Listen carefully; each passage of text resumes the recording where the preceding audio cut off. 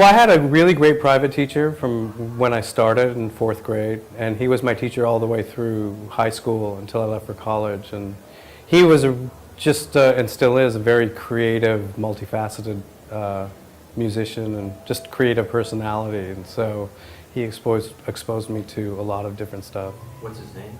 His name is Mark Harris. He's in the Denver area. Yeah, it's really great. Yeah, that's interesting. You know, I started off at University of North Texas, and it just wasn't the right place for me, so I ended up transferring to Berkeley. But I went to Berkeley specifically to study with Joe Viola, who was a legendary saxophone teacher, not necessarily an improvisation or a jazz person, but has a long legacy of turning out great saxophonists. And I also wanted to pick, you know, George Garzone's brain and, you know, Hal Crook, and, you know, there's a great team of people there that are very creative and very good teachers more than anything else. So, and then I, you know, did what everyone else did, take the odd lesson here and there with, you know, David Liebman and Joe Lovano, and ended up picking Steve Coleman's brain at a workshop for about a week in California once. And, but, you know, I was very self-starting from the very beginning. I started my first band in 9th grade trying to play Charlie Parker tunes, and, you know, I had a kind of funk and fusion band in high school, and so I was always trying to write, you know, I hesitate to call it compose, but I was putting things on paper and writing my name on them, maybe I'll say that.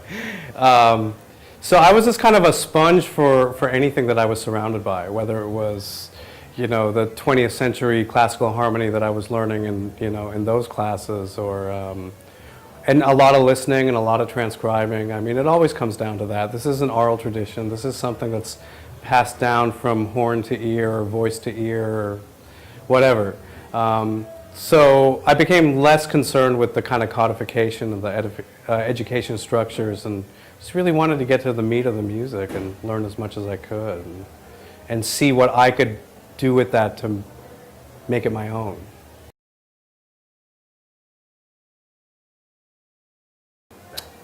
That I ever bought? Yeah, you ever bought. It was probably, and maybe we're stretching the definition, but to me it's all the same. It was probably a Grover Washington album. He was probably the first saxophonist I was listening to because a friend gave me an album for my birthday in 4th or 5th grade or something. And that was also the first major concert I ever went to when I was maybe in 7th grade. And you know, back then it was really instrumental soul, instrumental R&B. It wasn't distilled down to what we call smooth jazz now. It was really very important black music. So my first few albums were Grover, David Sanborn, Brecker Brothers Heavy Metal Bebop, a Yellow Jackets album, Paul Desmond plays the music of Simon and Garfunkel, and the Bird Savoy recordings, which I ended up living with for, you know, until I went to college or something. That double LP just kind of changed my life.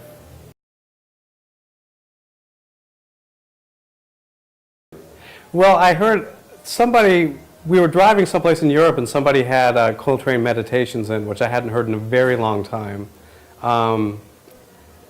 And I kind of rediscovered a brilliance in that I maybe didn't hear the first time.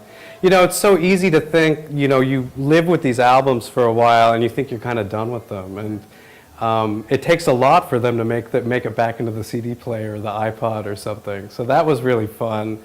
And, you know, there's this Impulse 50th anniversary box set that just came out. And I did an event with Ashley Kahn where we were talking about the music. And it was so amazing to listen to Blues and the Abstract Truth again and just hear Dolphy and Oliver Nelson and really remember just, I remember how I felt the first time I heard that stuff, you know, I think. And that's the interesting attachment too. It's not only that you're rediscovering the music, but you're actually kind of engaging with a moment in time in your own personal history. And like, so I was listening to that stuff in college, and after, you know, when I listened to it again for the first time in 20 years, I really felt like practicing as much as I felt like I did in college, you know, and I hadn't felt that in a long time. So that was really fun for sure.